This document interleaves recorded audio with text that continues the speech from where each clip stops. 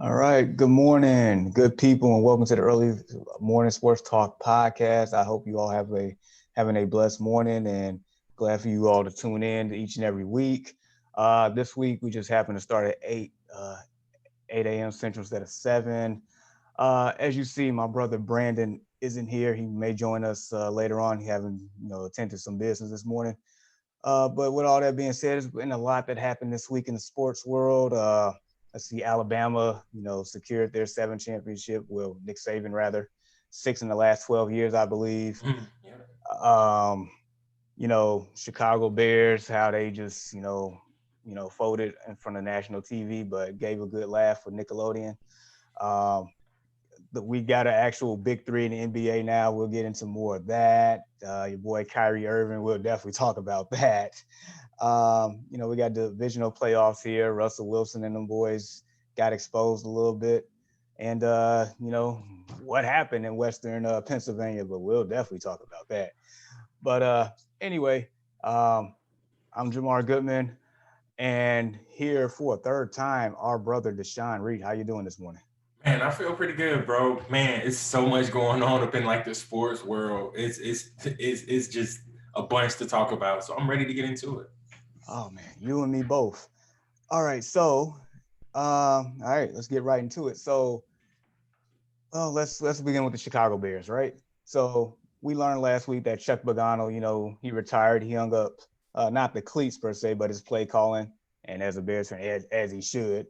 Um, and they retain Ryan Pace and Matt Nagy, but Trubisky's future is uncertain. So with all that being said, so Deshaun, do the Bears keep Trubisky? And and for whatever reason, let's just say he does leave. Does he become an All Pro or a Pro Bowler or a Super Bowl champion somewhere else?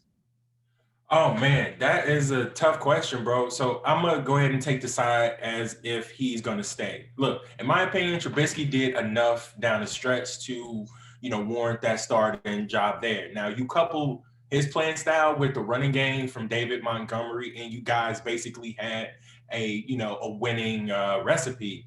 And I always thought that Trubisky gave you guys a better shot as an opposed to Nick Foles. And in my opinion, bro, I think he did exactly enough. I think he showed enough of what he needed to do.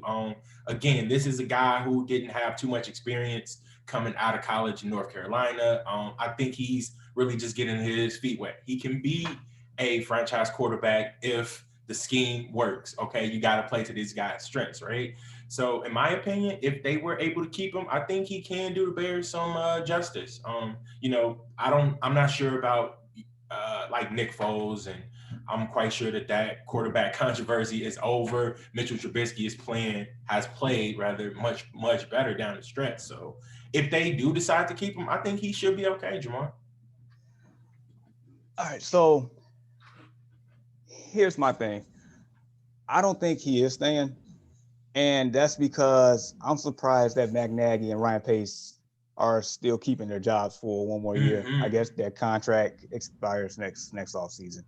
And so they had to had sell the fact that they will have to like be very aggressive here and address the quarterback situation amongst a number of things. So I feel like Trubisky's not coming back, and from what I read, it would have taken a deep playoff run for him to be considered to return.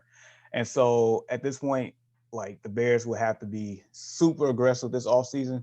So I expect them to go out and try to get a great quarterback that's available.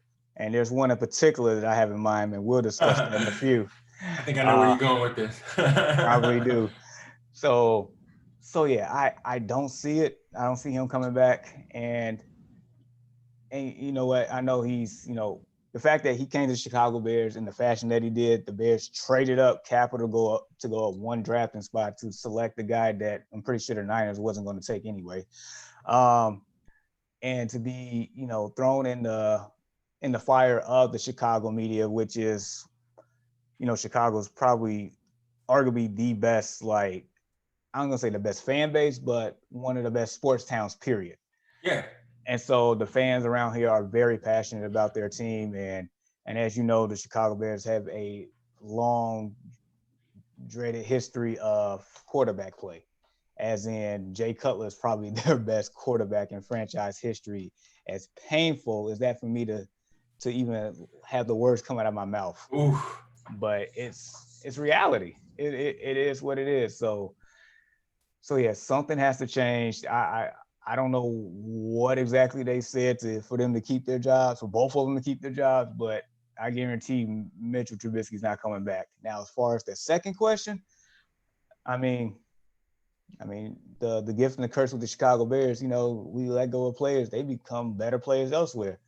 I'm looking at Leonard Floyd, who's having a phenomenal season with the Rams. Phenomenal season.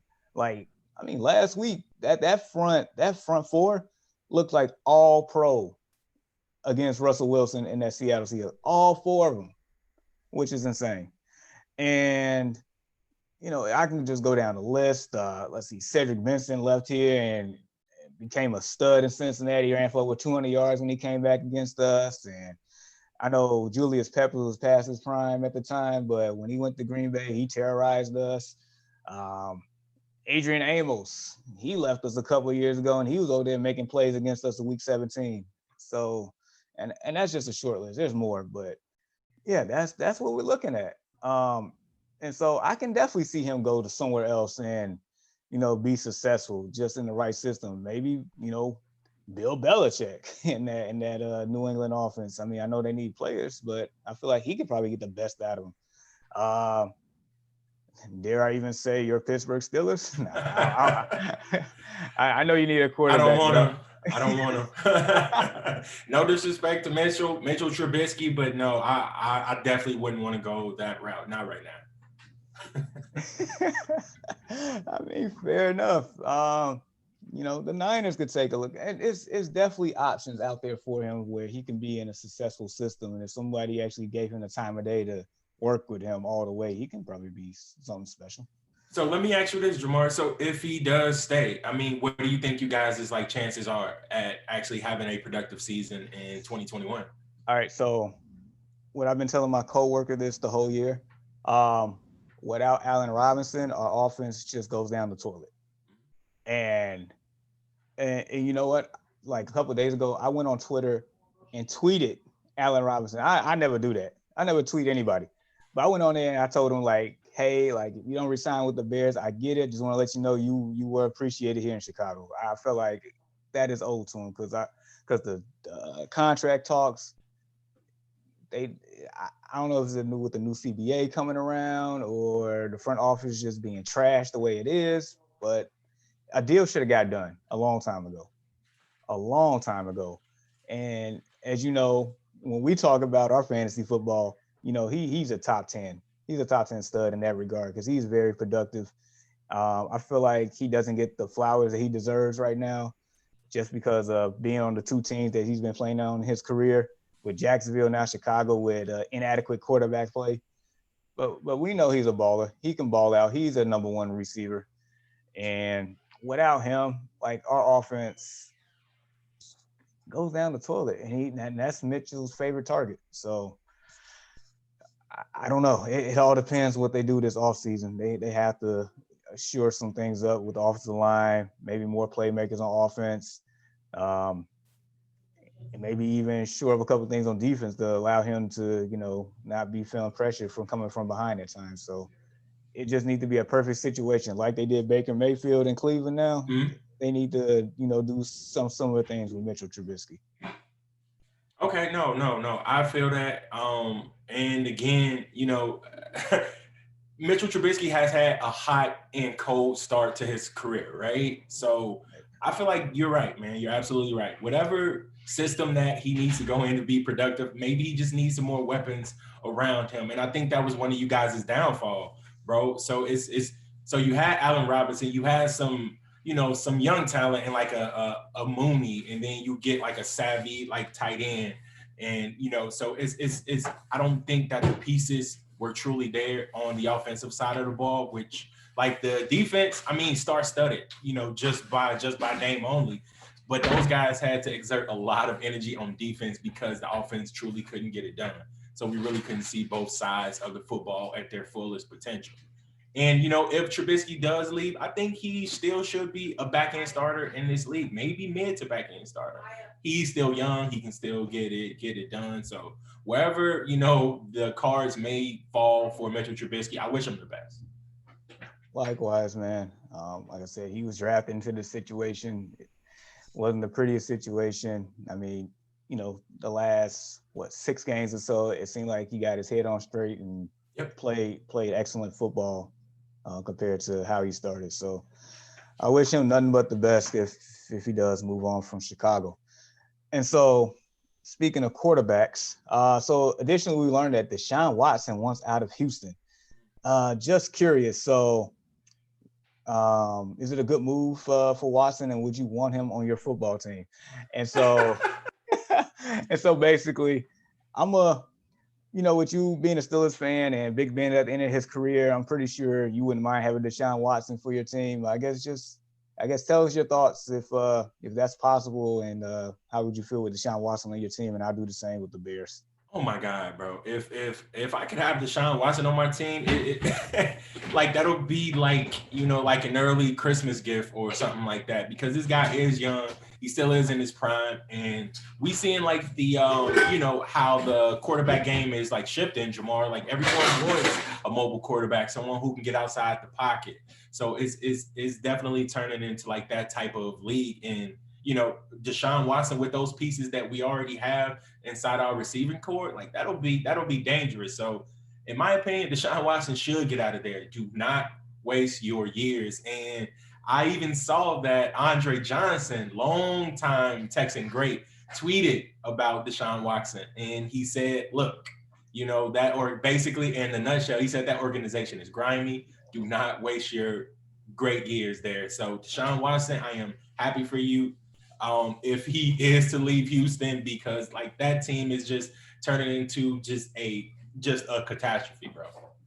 Oh, like I was having this discussion on a Facebook post this week and about how the Texans have had so many star-studded players over its existence. Because I think they started with like 2004, somewhere around there, and that organization. I don't normally say this about a lot of organizations. I know my organization, the Bears, is pretty trash, but they is all the way trash. And I say that because you had Andre Johnson, and he wasted his prime years there. We saw that. David Carr, first quarterback drafted for that team, was set up for failure from the start. You had Arian Foster, didn't really do too much as far as them progressing in the playoffs or anything like that. Javidian Clowney, you basically wasted J.J. Watt's prime. You wasted all those years, and now we're talking with Deshaun Watson here. Do you know that the Texans, in their entire existence, only have 4 playoff wins? Oh wow, nah, did not know that, but it doesn't surprise me. Right, 4. And so it's bad when J.J. Watt has to tweet. I think he tweeted or he mentioned this in the press conference. Like he apologized to Deshaun Watson for wasting one of his years. Like that's bad. And Deshaun Watson, from I guess what we've like learning from him, that he's upset that they didn't even like consider the guys that he wanted for them to interview, or didn't even consult with him on this hiring of the general manager. And they ran DeAndre Hopkins out of town. And like, how do you have, arguably, like I would say, as of right now, to start a franchise with, he's probably the second quarterback off the board as of today that you want to start your franchise with, outside of that guy in Kansas City. And so, like, how do you have this guy and you don't like communicate with him, don't ask him for his opinion? You trade away his best weapon. He's living his best life in Arizona right now. And so with that being said, like I mentioned, my Bears is a trash organization. Maybe not on that level, but pretty close. And back in 20, I think that was 2016. Was that 2016, 2017? I forgot what year we had that draft. But, Patrick Mahomes, when he went, I think at pick 10 to the Chiefs, like, I mean, yeah, like, a lot of people, only the real ones knew about Patrick Mahomes. But Deshaun Watson, for us to trade up in the draft and pass on Deshaun Watson, and where we are now and the fact that he's available, I feel like this is a second chance for the Bears to right your wrongs here. Like, you messed up, but here's an opportunity here for you to grab this guy. Wow. that you should have drafted to begin with. Because at the time, Deshaun Watson was a proven commodity. This man beat Alabama in a national championship game with Clemson at the time. One of the greatest games I ever, one of the greatest college football games I ever watched, bro. Man, big facts.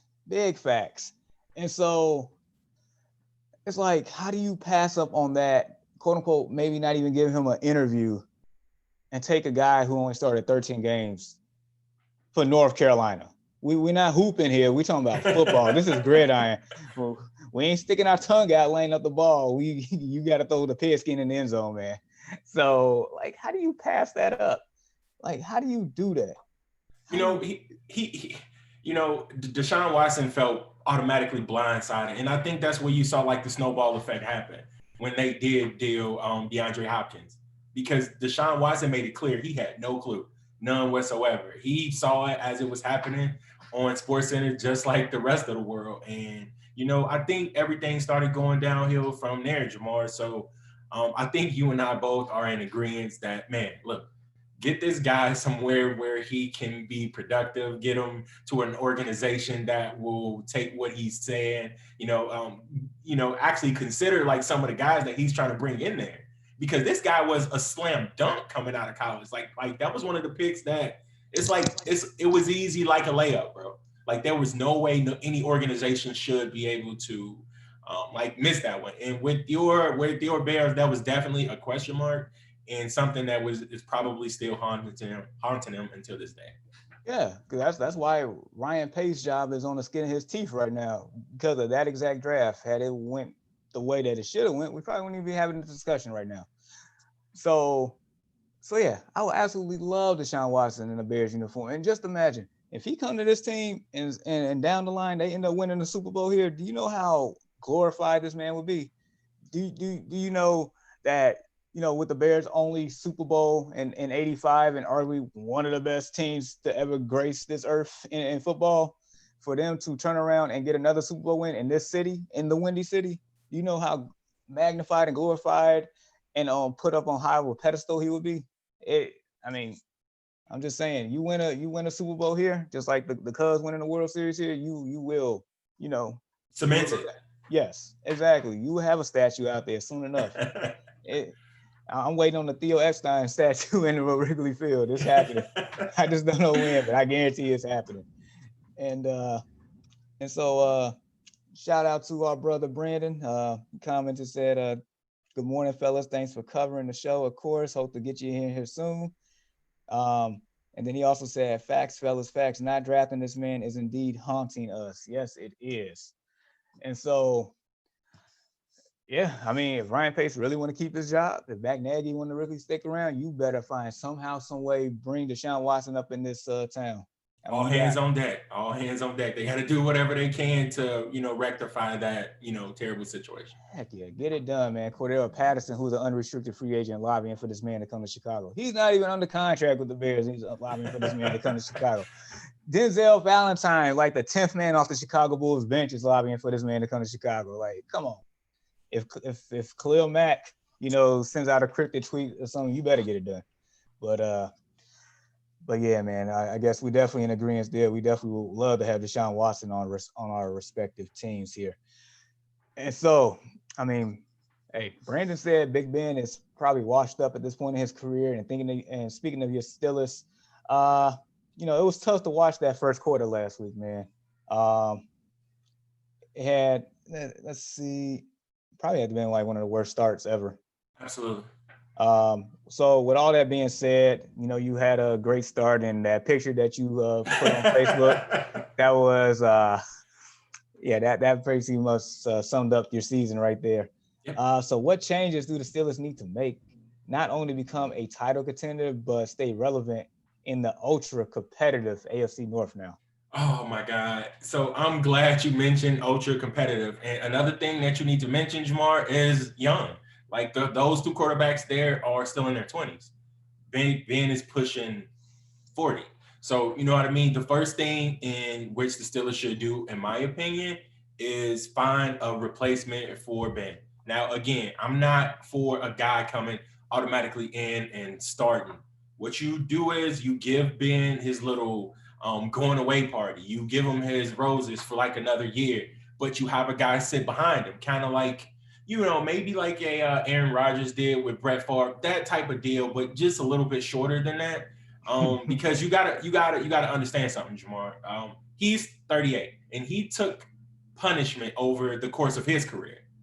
Punishment to where he's been injured and missed. He missed all of basically last season. You know what I mean? So, at his age, I think that is the first thing that you will want to address. Second thing, in my opinion, short that running game. It's some great running backs out there that's coming out the draft this year. One of my favorites is Travis Etienne. Like, love that guy to death for Clemson. Bama's got just a plethora of running back talent up on that team. So you have to do something to shore up that, like that running game. That was the reason why our perfect season has run its course. Because the inability to run the football. How many times have I told you and Brandon both, you cannot be one-dimensional in the National Football League and win football games? And they just basically proved my point, Jamar. And it hurt me. It really did hurt me. Now I'm going to go ahead and let you talk about the Steelers before I go on my rant. And but I got like a little bit of like defense too as well. So All right, so yeah, I agree. The first thing is to basically shore up that quarterback position going forward into the future. Definitely don't want a Brett Favre, Aaron Rodgers 3 years definitely not. farm system type thing. And yes, I'm retired. No, I'm not. Yes, no, maybe so. That's exactly what happened. Um, and I saw a picture and I kind of laughed. It showed two Steelers players, and they said these two players are. It's crazy how these two players are still playing in the playoffs: Le'Veon Bell and Antonio Brown. And the last time that you all actually wasn't at the bottom in the league in rushing, when Le'Veon Bell actually played a full season with you all. From when he sat out to the past 2 years, he's not on the team. You're in the bottom five in rushing for the last 3 years. And James Conner that first year, from a fantasy perspective, he was great. He was great. But overall, no, your team does not have a running game. I'm glad. I mean, you've been pointing that out for a long time, and I'm just piggybacking off it. They don't, and it's crazy because I like the backs that you have. I do. I don't. They're not. They're definitely not all pro or Pro Bowlers, but I like them. Right. I don't know if it's the fact of. I think you fired your offensive coordinator too, if I'm not mistaken. Absolutely. So I don't know if it was the scheme or the lack of push on the offensive line or just the vision by the running backs, maybe a combination of all three, but you definitely got to shore that thing up. I mean, your team is great at drafting wide receivers at any round, so we ain't got to worry about that. For sure. But I'm going to let you talk about the defense. Me, it just seemed like health was a factor, but maybe the secondary got exposed a little bit too. But basically, the quarterback going forward and that running back situation gotta be addressed there. But go ahead and continue with your rant.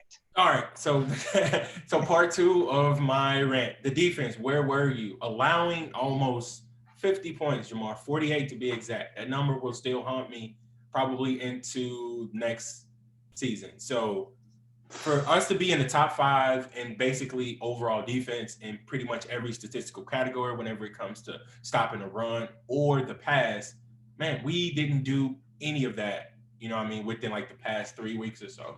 So here's the thing. Now, we had various injuries, bro. Various, to Spillane, to Devin Bush going out, Bud Dupree. Like it. So those guys were, monumental in us being a great defense. Well, Pittsburgh still the football. You rush the passer, you run the football, you feed off of play action. That has been a winning thing for us, but it has since changed over the past 5 years. So what I would like to see is us like getting back to that. As far as defense goes, like in that secondary, yeah, it is some guys that could definitely step up their play, Joe Hayden included, but he again has been in and out of that lineup due to injury and COVID related things. So all in all, it was like a bad season for us, man. Yeah, I get the start. I understand that winning 11 straight games is tough to do on any level of football, period. But at the same time, the manner in which we were winning did not transition over to, championship football. You know what I'm saying? So a lot of those things, in my opinion, led from Ben Roethlisberger having to throw the ball 50 times a game. Here you are, you have a quarterback, bro, that's 38 years old, and coming off of, elbow surgery on his throwing arm, and you allow him to throw 50 times a game. That's when first half of the season, Big Ben was looking like a top five MVP candidate. Definitely top five MVP candidate. But he threw the ball so much during that time, man. His arm basically wore out by the end of the season because we didn't have anything to complement the pass. So again, it all stems back from that. Get Ben Roethlisberger some, young quarterback talent sitting right behind him, and hopefully we'll be okay within like the next couple years. And dare I say it, Jamar, I think we're looking at a transition period here. Let me ask you this last question. So at this point, if Big Ben was to stick around for a year, maybe two, maybe, would you revert him back to his game manager position when he first came into the league? Because that's what he was. He was a game manager, won the Super Bowl in his rookie year Yep. as a game manager. Um, so would you revert him back to that role if he was to stick around?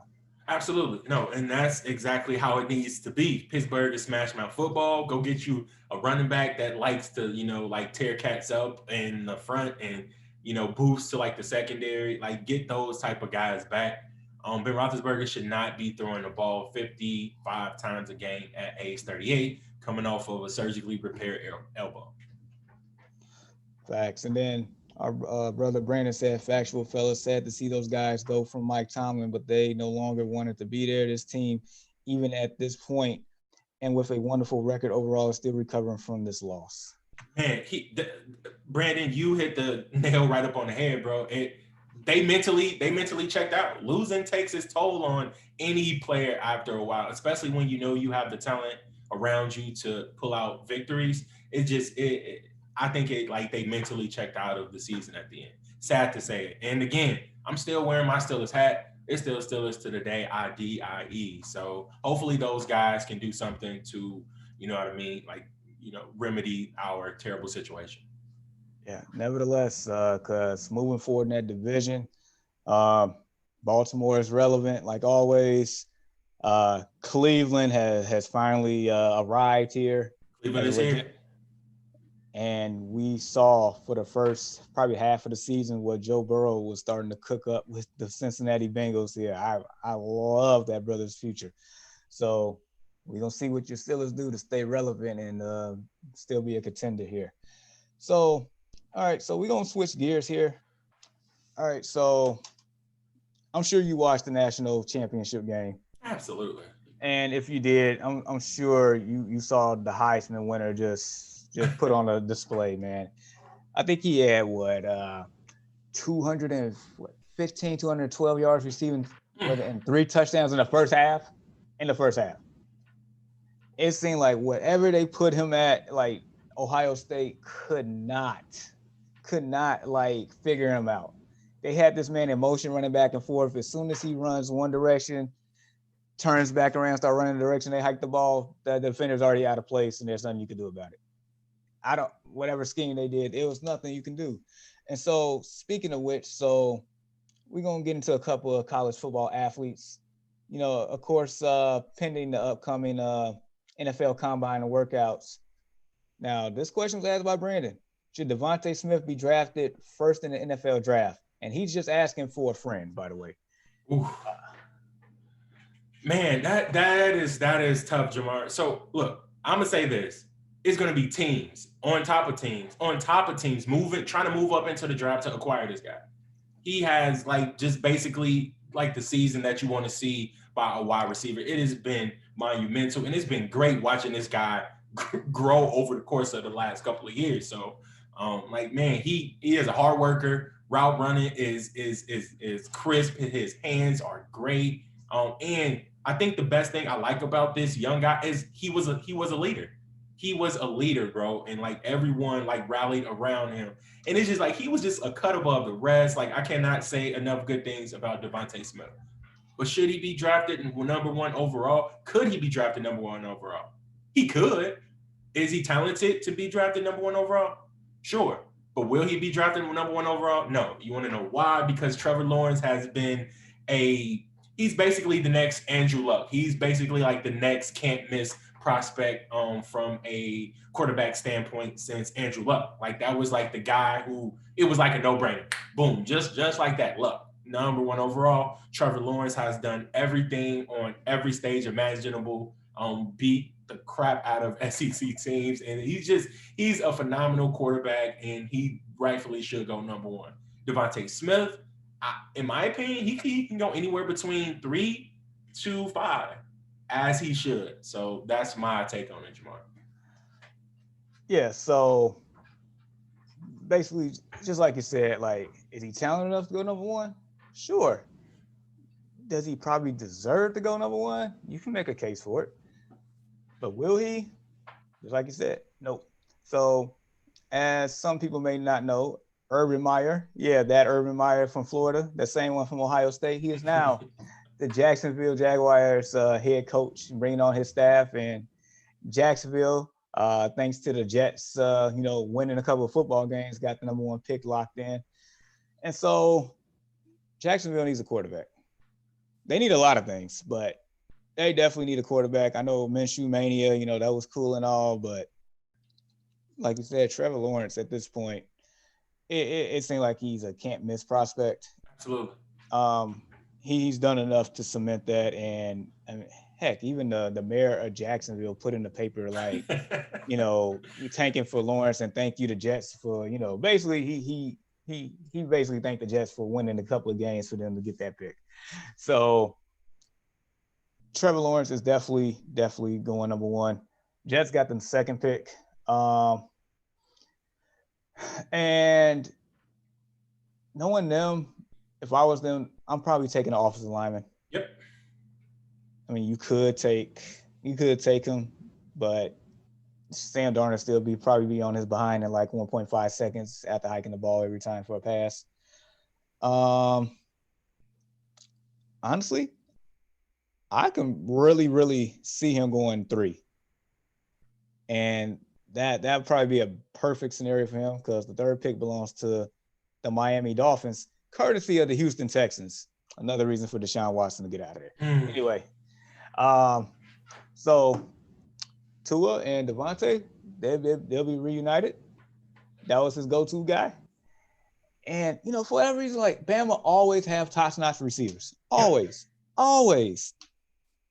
Between that, running backs, and a lot of other positions, but they always have top-notch receivers. So I would say in order to help a young quarterback out, and you got a lot of draft picks, and, Miami is a team that's up and coming. Their defense is in the top tier.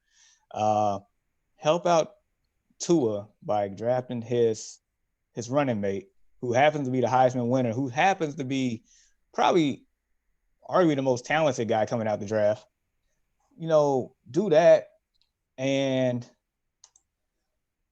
give him his weapon, give him, people that he's familiar with, give him more repetitions. And if you get more repetitions with a guy that he's familiar with, that makes things a lot better overall. So I can definitely see Miami at 3 for sure with him. Atlanta at 4, that'll make sense. Cincinnati at 5, maybe if he falls to that point. But Miami at 3, that seems like the most logical choice at this point for Devontae Smith.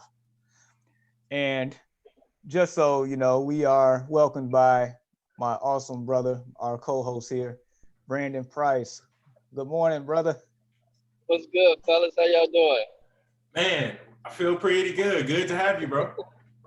Good to have you. Hey, Deshaun, thank you for covering me, bro. Oh man, it's definitely some big shoes to fill, man.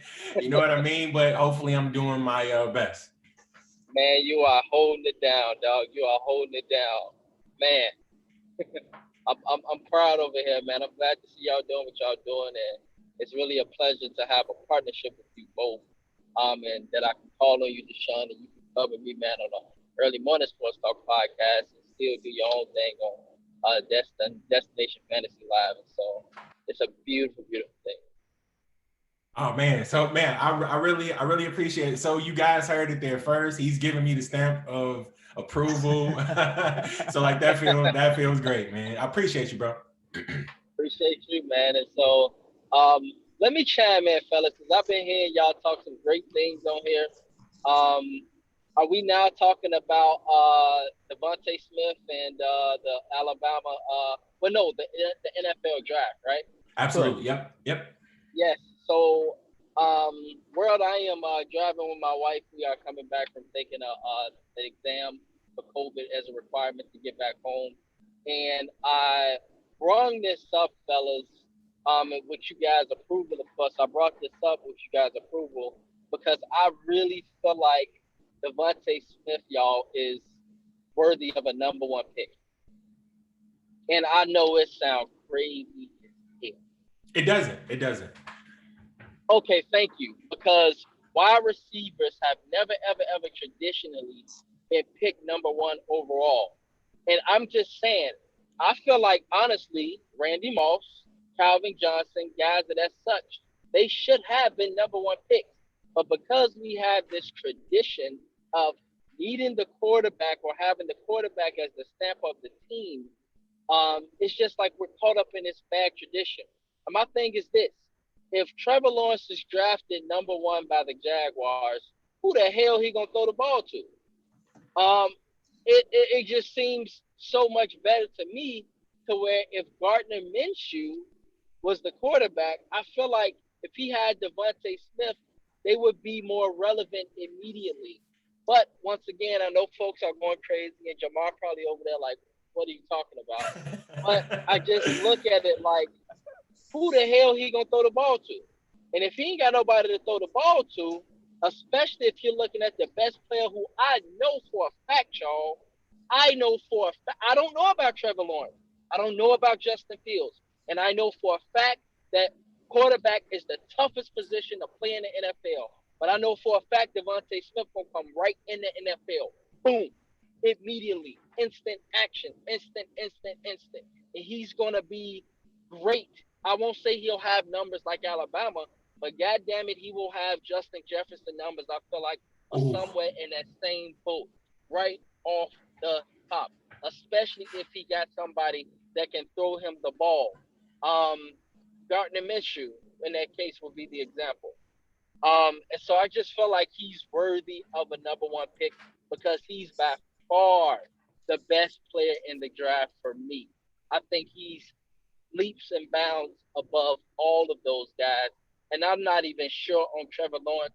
I feel like the verdict is still out on that kid, even amongst the college game, let alone taking him to the NFL and them vultures coming immediately at him like animals. I don't know if he'll be able to handle that as quickly as Devontae Smith, who I think will come right off the bat, right off the ground, immediate production, right off top. I hear you. I hear you. Here's my thing with that though. So I guess from a Jacksonville perspective, they are like, well, we saw what Gardner Minshew can do, and we're not impressed with his ceiling here. And granted, Jacksonville needs a lot of things. They do. That's just what it is. And personally, how I feel about it, if you sitting here losing your job to Mike Glennon, you probably don't deserve to be in the NFL. So yeah, drafting Trevor Lawrence, who has a higher ceiling and probably has a higher floor at this moment than Gardner Minshew, probably gives them a better chance to win. And I completely agree with the talent and probably the seamless fit on a lot of teams with Devontae Smith when he comes in. But right, but quickly, Jamal, I want to point this out as well. And when you mentioned number 3 for Miami, Just imagine this, y'all. Imagine that brother going to Miami with number one, his former teammate, Tua Tagovailoa. And check out Miami, y'all. They were 10-6, a playoff team, really. And literally got the number 3 pick. Are y'all really processing the future of this Dolphins team and how goddamn good they could really be?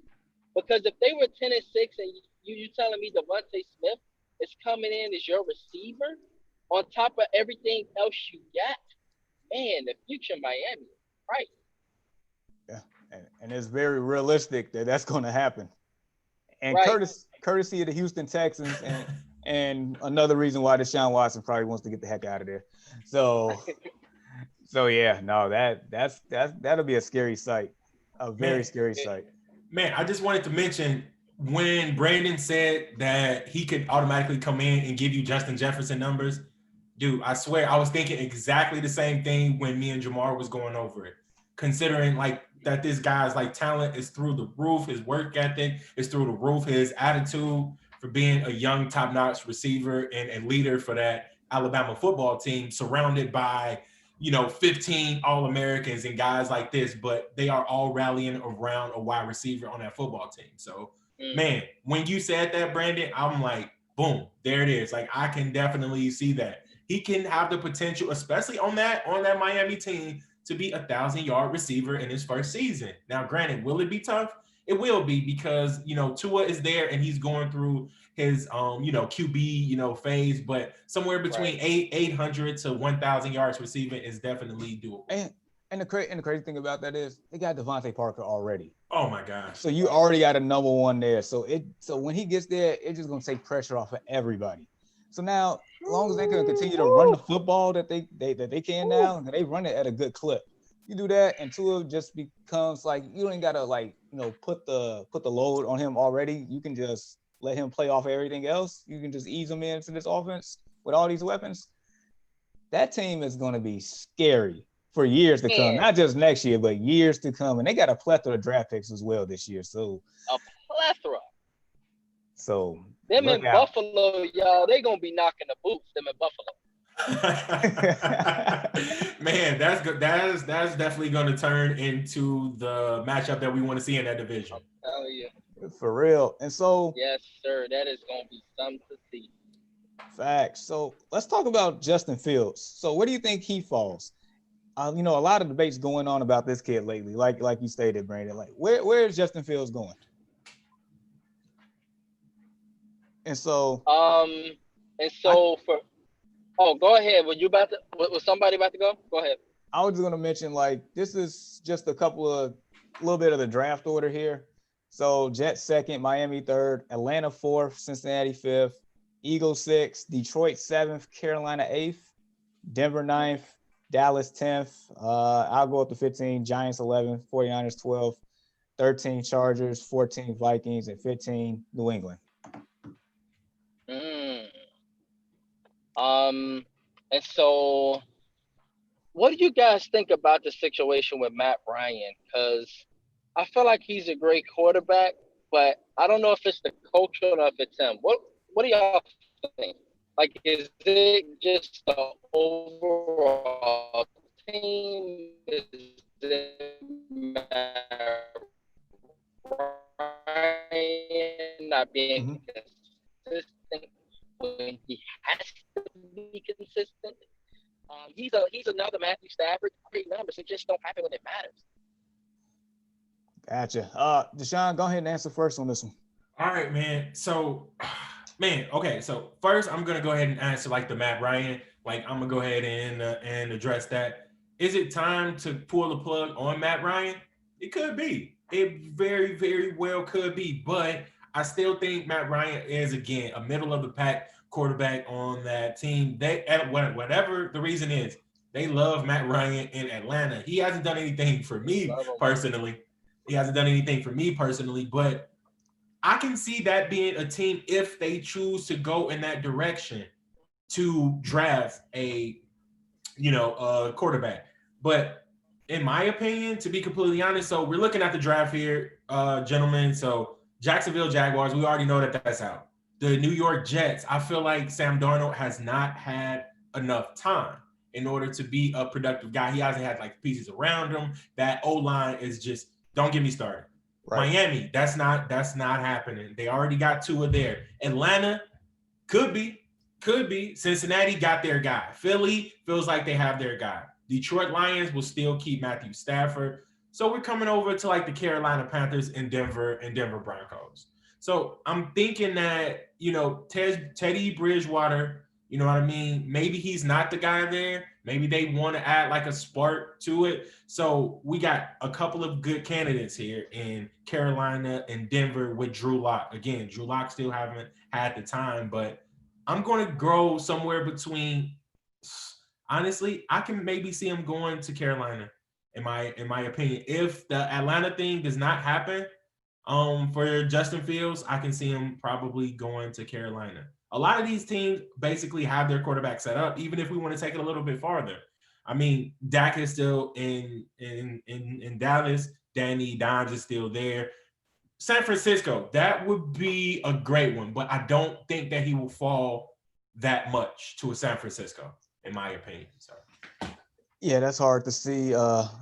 Brandon departed maybe due to bad signal. He'll probably jack in with us in a bit. But to answer his question, begin with Atlanta. So Matt Ryan has been at his peak. He was a B+ quarterback to me. Very good. He was never great. Yep. Very, very good. I mean, there's been times where he's just been lights out, but always felt like he was very good, but never elite. And so, I mean, yeah, like you said, it's possible because, I mean, your time might be up at a certain location. Your time may have just ran its course. It happens. I mean, I could feel probably the same way about Matthew Stafford in Detroit. And so there also has been rumors of getting rid of him and Julio Jones here, just to maybe start a rebuild process there. So, I mean, they haven't been getting it done since the Super Bowl. They've been irrelevant. But yeah, just going down the list, I mean, I can see Detroit at 7 if they decide to move on from Matthew Stafford. He might become available. I know he signed that big contract years ago, but it's like, do they let him go to free up cap space to start doing things, to making moves there? Maybe, maybe not. Carolina, that's an interesting option, like you said, with Teddy Bridgewater. The Broncos, I mean, I don't know how they really feel about Drew Lock at this point. Do you just like pull the plug on that right away where you got a chance to take Justin Fields there? Dallas, like, would they be bold enough to move on from Dak Prescott and draft another quarterback here? 49ers, I mean, they have a somewhat of a championship level defense. Can they, bring the band back together, or do they go in the route of a quarterback? We know the Chargers not taking a quarterback. Minnesota, I don't know. That's interesting. Minnesota, especially with Kirk Cousins' contract bout up. New England, that might be if he's at 15, I can see New England Patriots taking Justin Fields without a question, Jamar. And like, I did the same thing. I looked down like a little bit further, and so like I'm also looking at the team's biggest needs, right? Yeah. And they have their biggest needs highlighted. In my opinion, a talent like Justin Fields, he has been proven. He's a gamer. We all saw that. Toughness, like, dude got a cannon, man. Like, he legit has a cannon. And, he's able to move outside the pocket. And, I mentioned earlier about the NFL transitioning to a more so a dual threat type style quarterbacks who can actually get outside the pocket and make those throws. 10 years ago, that was like a myth. Like, only 2 or 3 guys could be able to do that. 15 years ago, it probably didn't exist too much of it at all. So, in my opinion, if I'm Carolina and Justin Fields is still there, I'm taking him. I don't blame you. And if somehow he falls all the way to 15th, I cannot see him going past 15th to the New England Patriots. I can't. Patriots will grab him at 15th if he's there. But I guess it depends on. Right, absolutely. And one thing I'll point out, and I'll let you go, Brandon, like, I love the fact that the NFL, they do their free agency first and then get to the draft. So you already plug in the holes, and then anything else that you need, you just take it through the draft. So I appreciate the NFL for that one. But yeah, Yeah, what's your take, Brandon? Right. Mm-hmm. Yeah. That's a good one, Deshaun. I mean, so you mentioned Carolina. Would it be because of the health of Teddy Bridgewater, or do you think that maybe they don't believe in him long term, or? I mean, Teddy Bridgewater actually got benched to end the season. So I don't think that Teddy Bridgewater was basically a fill-in, in my opinion. I don't think he's the long-term guy. So you see a talent with a guy like a Justin Fields. You don't want to be the Chicago Bears and not take enough. Now, again, I'm not saying that Justin Fields is a slam dunk, gentlemen. Like, let's go ahead and and state the elephant in the room with Ohio State quarterbacks. They haven't been any good. They haven't been any good. And that is due to a lot of the situations that they landed in. But I think that if Justin Fields were to go to a team that already has a DJ Moore, that already has a Robbie Anderson, that has a a Christian McCaffrey, I feel like he can thrive in that type of environment. Given is he the it guy coming out of Ohio State? Can he turn that negative like face on quarterbacks being drafted out of OSU? Hopefully he can be. I think he is the one to actually change that. We see what went on with Dwayne Haskins, Cardale Jones, just a list of got Braxton Miller.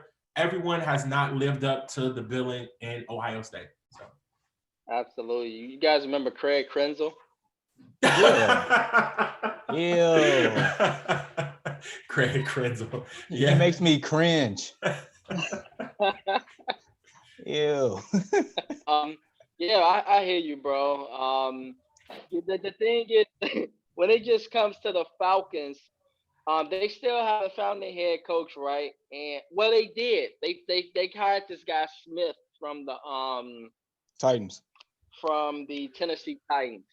I was just thinking, like, man, Eric Bieniemy, wherever he ended up, but he won't end up in Atlanta. I thought that was a really good fit for him, but I think they're probably gonna pair him with the Jaguars, possibly in this case, Trevor Lawrence. But very interesting. We'll see how things go, man. But I think I just know y'all. I just feel that Devontae Smith is definitely the best player. But Trevor Lawrence, Mr. Sunshine, those guys, I think they'll have great careers, or maybe good, relatively decent careers. Yeah, and I just hope Devontae Smith ends up in a winning situation. If it is the Dolphins, hope they become winners and always in the playoffs. Because the first player that I think of as a wide receiver that went pretty high, that was probably a Hall of Fame player that didn't really make it to the playoffs, was Calvin Johnson. I just hope that he ends up in a winning situation. Right. True. That's scary what that team be. Sheesh. Hopefully we'll see in a couple of months here. All right. If it's all right with you all, we can switch gears to the NBA. Let's do it. All right. Let me so there's a major trade that happened, and I want to read off the details of this trade, blockbuster trade. It felt like tension was building up to this trade. Like, you kind of feel like something was going to happen, and a couple of things here and there, and James Harden said a word or two, and Lord and behold, here we are. So in this 14 trade, so Brooklyn gets their guy in James Harden. The Indiana Pacers ended up with Karis LeVert. The Cleveland Cavaliers ended up with Jared Allen and Taurean Prince. The Houston Rockets get Victor Oladipo, Dante Exum, what's his name? Rodius Kurux, 4 first-round picks and 4 pick swaps. So in a sense, the Rockets definitely got a lot in return. Even though I heard that Oladipo don't really want to be in Houston. But either way, everybody gave up a lot of something and got what they wanted back out of everything. And that's kind of rare in trades these days. So I guess posed by the question here is, so we're going to see what happened with Brooklyn, with James Harden now joining forces with one of the greatest players of all time, Kevin Durant, as well as Kyrie Irving. Is it championship or bust for the Brooklyn Nets? I mean, how can it not be? Jamar, like Brandon, like how with that trio of of guys, like aren't we talking about guys in like the top maybe 10 inside the league, like on any given day? Any guy that can put up 30 points between any of those guys. Again, whenever you put together a team like that that just is just that star-studded, it has to be championship or bust. And you're in like the East, which is a little bit easier to win. Now, again, if it was inside the West, then I get it. Like the West is loaded from top to bottom, and it's going to be a dogfight in the West just to make the playoffs. But in my opinion, yeah, I think it's championship or bust for these guys. Yeah, for the Nets, it's definitely championship or bust. Some folks out there are saying y'all finals or bust. I Because like of the that too. fact that the Lakers are the prohibitive favorites because of their chemistry and the fact that they still really got two of the top five players in the NBA. But the Nets, y'all, it's just so many questions, man. You see what's happening with Kyrie Irving, him being and his heart's in the right place, missing games because of personal reasons, all on social media, partying with family, no mask on, woo off the bam, losing out on damn near $1 million on protocol violations from the NBA. Is it really, y'all, a big three if Kyrie is not locked in? If he's not locked in, I don't know. Like, the Nets, is it championship or bust? For me, yes. All that talent, KD, James Harden, you should be able to score at will against anybody, period. And on top of that, guys, these guys are in their prime. It's not like it was KG, Paul Pierce, and all those guys. They were washed up at the end of their career. These guys are in their prime.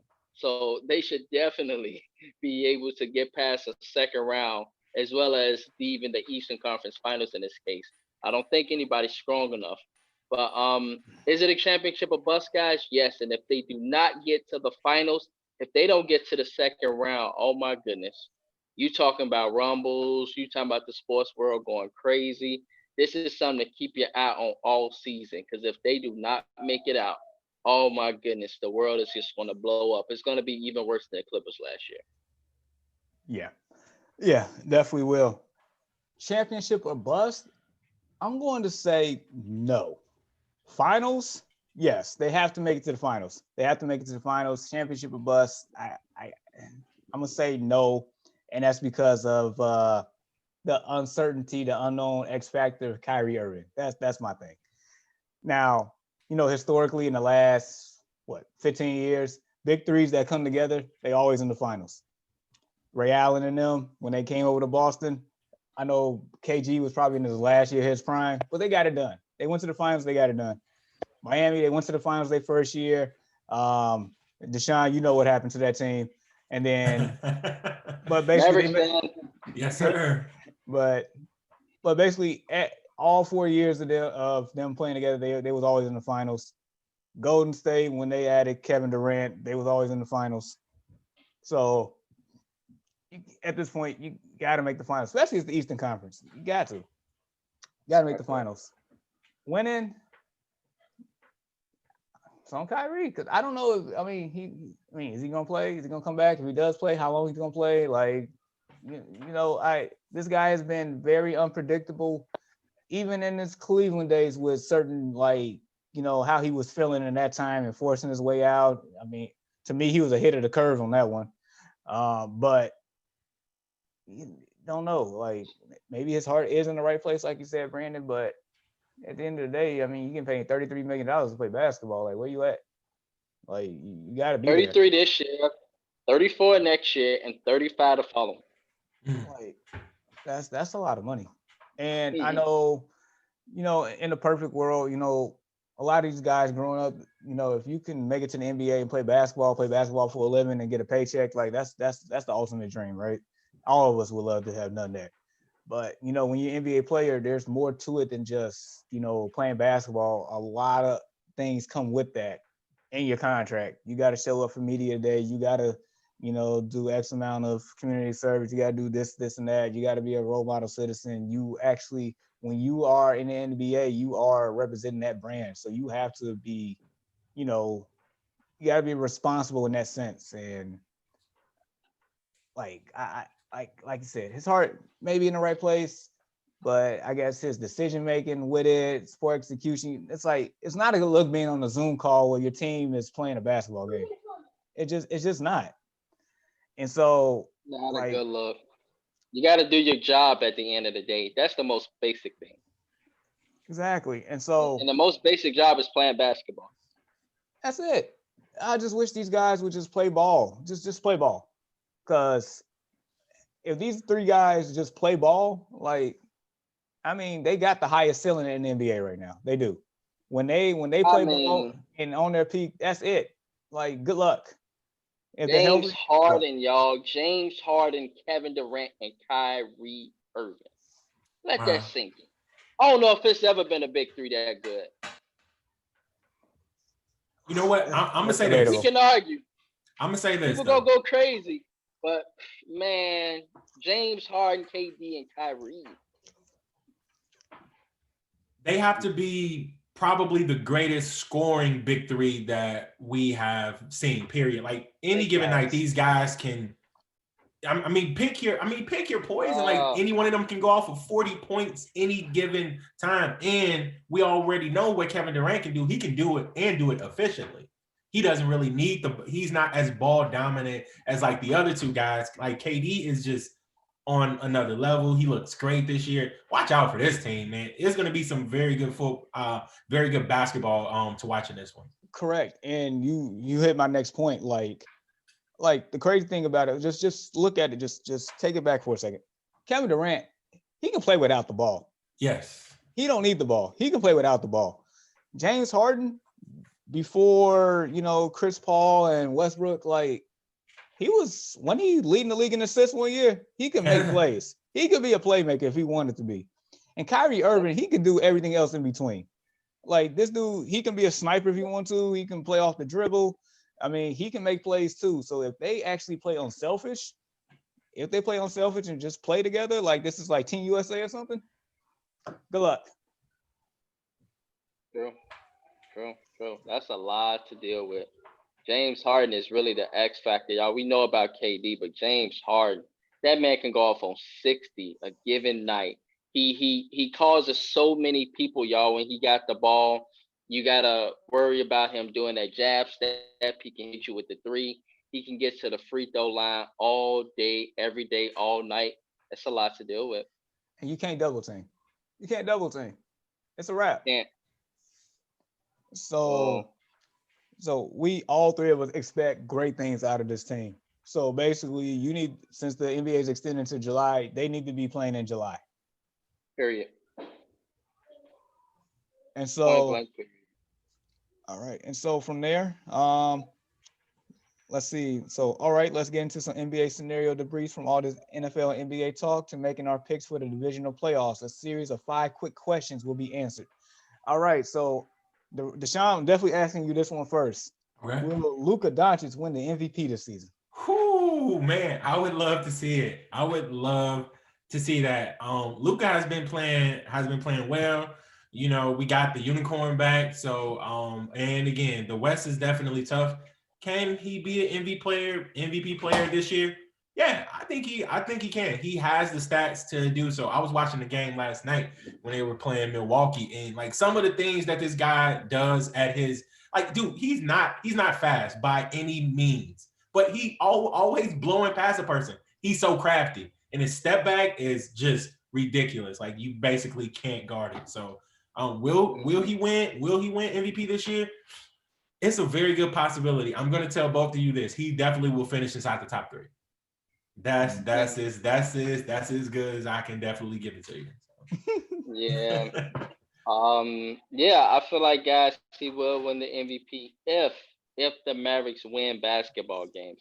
If he just got a lot of stats, y'all, and the Mavs, they 6-5 right now. Y'all seen what happened last night. He was a little ticked off. He didn't get the ball last night at the end of the game at Milwaukee. Yeah. Where he could have possibly hit a game winner. But he could get it if the Mavericks win games. If they win games, y'all, he getting MVP. They got to win games. So. Gotcha. And I guess I'm gonna be the sour pouch of the group here. I'm gonna say no. And it's not nothing that he's done. I think it's just a couple other players that's really in the forefront, and mainly Joel Embiid. I think he is the front runner right now. And mind you, and I said it last week, it's 72 game schedule. That makes a difference. That makes a difference. So time is of the essence there. So I'm gonna say no, just because of that. And reason, basically what you said, they win games. It's just with 10 less games, it just makes things that much more critical here, and especially in this atmosphere that they're playing in. So I'm gonna say no. I could be definitely wrong, but for now, I'm gonna say no. All right, next question. This is I laughed when I saw this one here. So as far as speaking to the media, doing post game press conferences here, would you rather have Pandemic P or Kyrie Irving here? Man, look, listen here, man. Dude, this is tough, right? Considering like what both of these guys have done. You know what? Give me Pandemic P, a guy. At least he's gonna show up for like the actual press conference.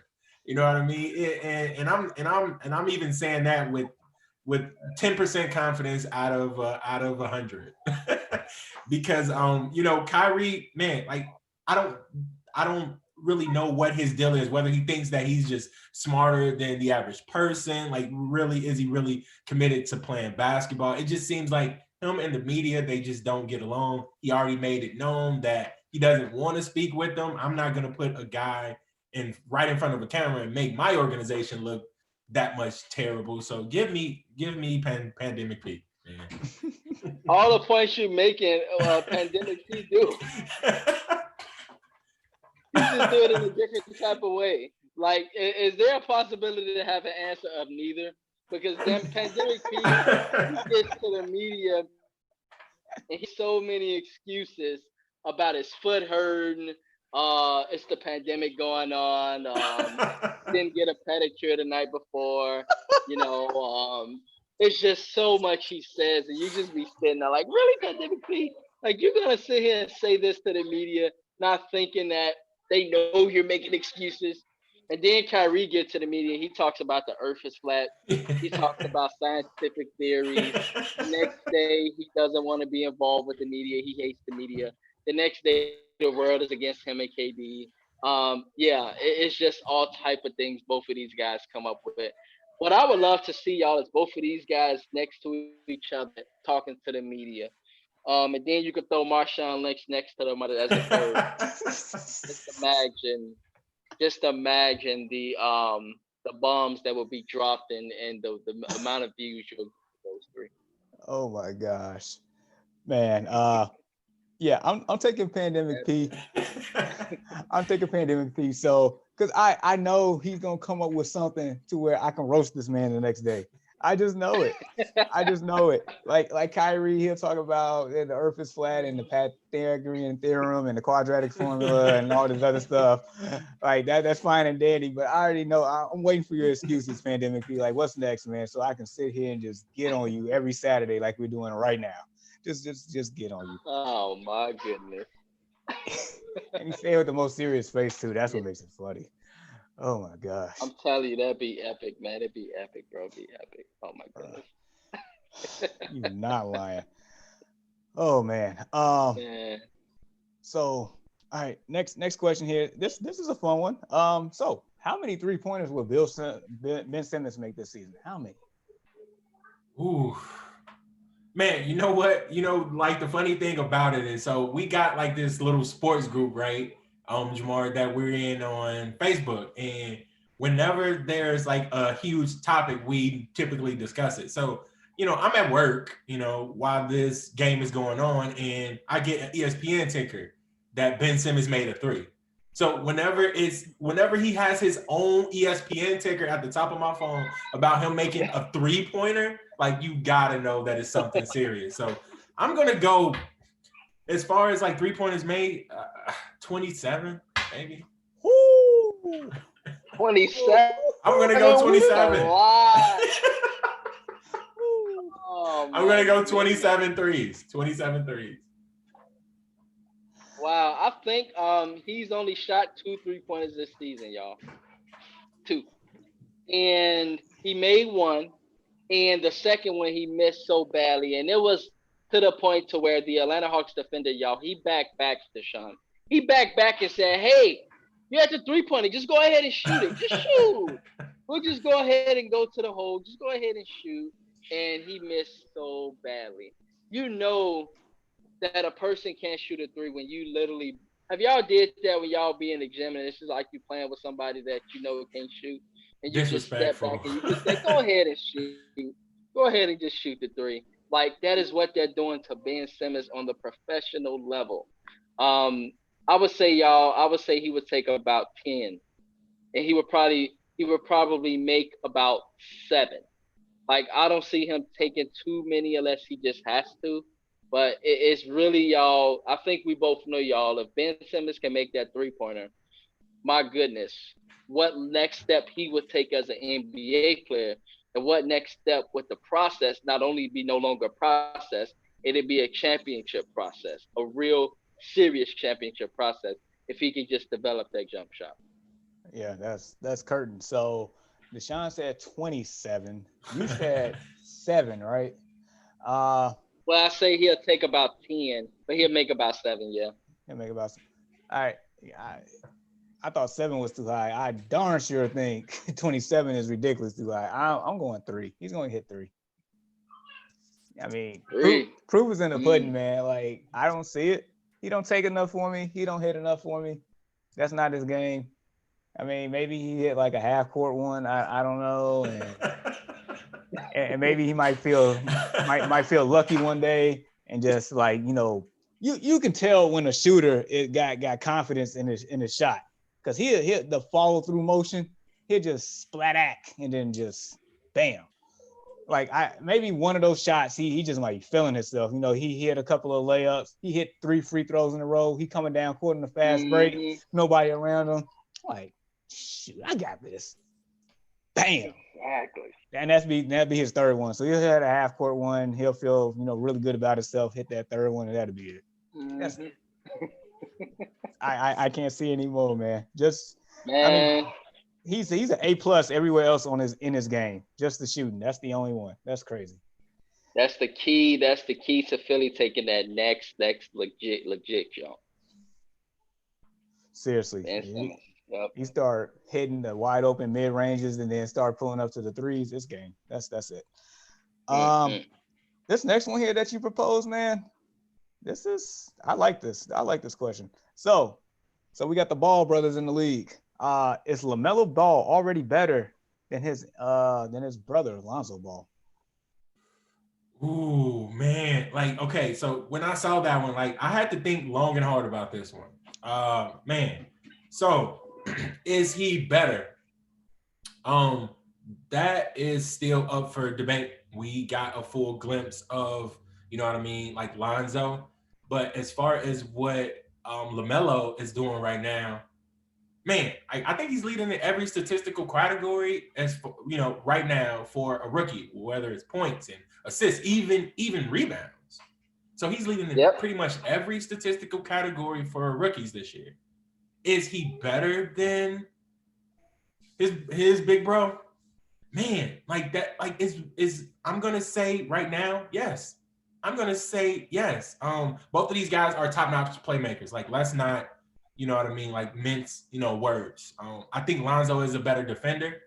But as far as like early impact, I'm gonna have to give it to Melo on this one, man. Mm-hmm. Yeah, I agree with you, man. I think LaMelo right now, y'all, he putting up triple doubles. He done put up 2 already. And he was the youngest NBA player in NBA history to record a triple double, which is very impressive. He done like rejuvenated that whole city, that whole franchise. They just seem to be a little relevant. Like, people are actually watching the Hornets now, y'all.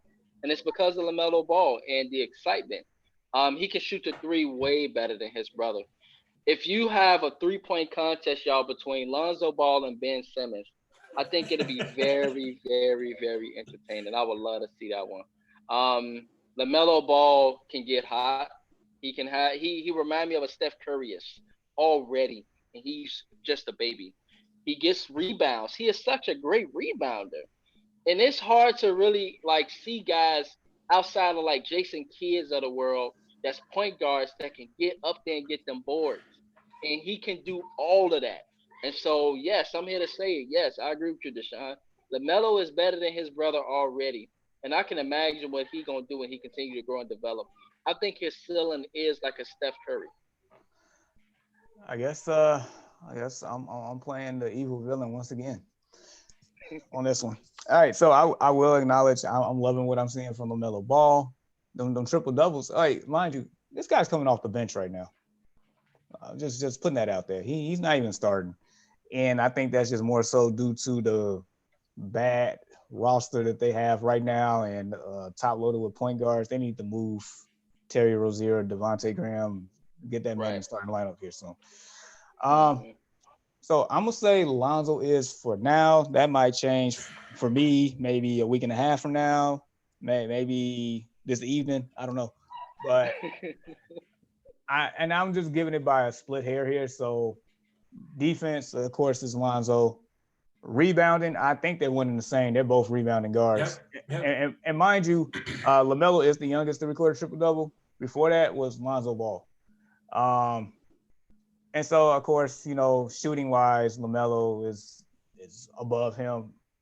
I'm taking Lonzo right now just based on probably experience and probably able to control the pace of the offense right now. Basically, to be more intertwined and more assertive and more of a polished veteran right now. Like I said, that can change probably by 6 p.m. tonight because it is right there. Because LaMelo's that good. I just wish they give him the starting job and quit playing around and let him blossom. Because he is Right, right, truly a right. sight to see. Truly. And you Hmm. know how I felt about wanting him in Chicago on draft night. So Yep. it is what it is. So yeah, that's a You pretty know how good the question. Bulls do, man. They didn't have a chance to get him though. They didn't, but I'm happy with our draft pick.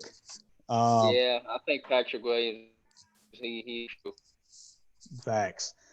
And this last one here is really a impressed. They gotta just sorry y'all. The Bulls gotta stop blowing leads, man. Y'all see that they are really in these games every game. They just finding ways to lose because they're young. They losing 2-point games every game. they're still learning how to win. Right. Mm. But the fact that they're playing hard and relevant in every game, each and every night, that is definitely a plus to see. So we're competing with top notch teams here, so I'm okay with that. Um, Very true. and speaking of top notch teams, so who's under the most pressure to win an NBA championship this season between the Clippers duo and the Brooklyn Nets? That's a legitimate question. Wow. Man, like wow. All right, so that is tough. So we already made our pick on whether Brooklyn should be, a championship contender, whether it's championship or bust for them. But the way that the Clippers, man, had that season last year and they were supposed to do great things with their roster. It's man, that is really close for me. But again, I'm still gonna give the edge to Brooklyn here because again, they have that big three. One that we have not seen at its full potential, one that has the potential to do great things. And again, I'm not sure about what's going on with the whole Kawhi and Pandemic P relationship there, what those two guys got going on, how they feel about each other. Who knows, man? Kawhi even said that he was still keeping his options open as far as, him returning as a Clipper. So, with that being said, I just think that the pressure is on Brooklyn heavier. Mm. Yeah. Is it possible, y'all, to put this at a 50-50 on a scale? Because they are both under immense pressure. Um, let's start with the Nets, man. We see the moves that they just made.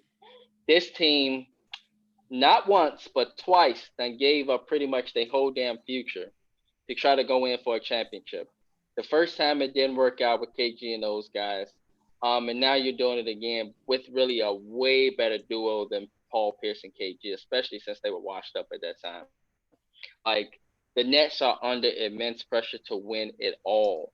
And like you say, Jamal, they are in immense pressure to make the finals. If they don't make the finals, it's gonna be they're gonna come back next year. It's just gonna be a lot of rumblings. With the Clippers, though, on the other hand, the Clippers, they nemesis is the Lakers. If they can't get past the Lakers this year again, um, do Kawhi Leonard get frustrated and say, "I want out of Clipperland"? Clippers done gave up so much. I mean, what did they give up, y'all? They gave up their whole future, right? In order to go in for this championship, just like the Nets. And so if they don't win, it just will be terrible for both of these teams because if they don't win the championship, but then they got to go back to rebuild mode, like it's just going to be so tough for them to rebuild going forward. And so it's hard for me to answer a definitive question. They just are both under immense pressure, fellas. It's Immense tough. pressure. It really is. Yeah. Fair enough. Yeah. All right, so Deshaun's on one side of the fence. You definitely 50-50 on the line, understandably so. I'm gonna be on the opposite end of Deshaun here. I'm saying the Clippers for this reason here. So so Kawhi Leonard can definitely just say adios to the Clippers at the end of this year. Yep. He really He can. sure can. Yep. Paul George, he saw that extension like, well, I'm not getting paid anywhere else. I'm playing like garbage, so let me take this money here. So he's at home. He's gonna be there for the few years to come. So like you said, the Clippers. Matter of fact, they didn't even get to the Lakers last year, let alone get past them. So, Right. I mean, and Jamar, can you educate me? What did the Clippers give up? So let's see. Clippers gave up like either 4 or 5 first-round picks. At least four. I think 5, along with Shea Gilgeous-Alexander and Denali Gallinari.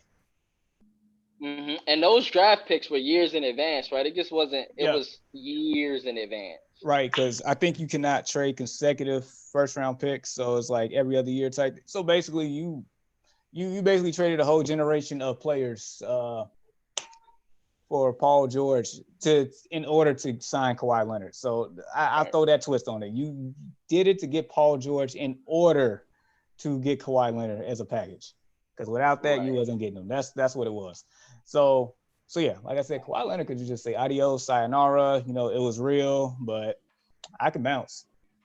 And to Kawhi Leonard's credit, I mean, he's been the most consistent player since he's been in that Clippers uniform. He's played well outside of that game 7 that they lost.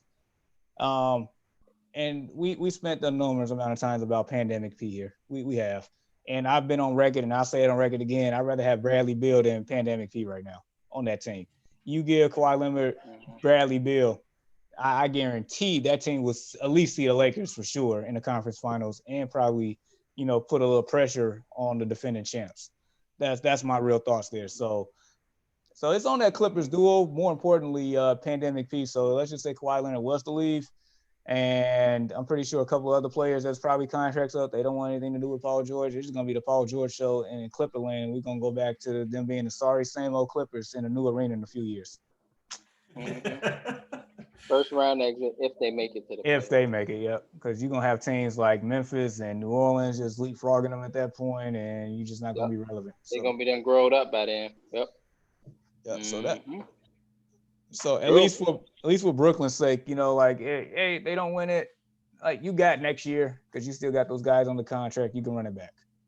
So yeah, that was a great question, man. A really great series of questions you put together on that one. Hey, is it time for our NFL picks? Get into some NFL.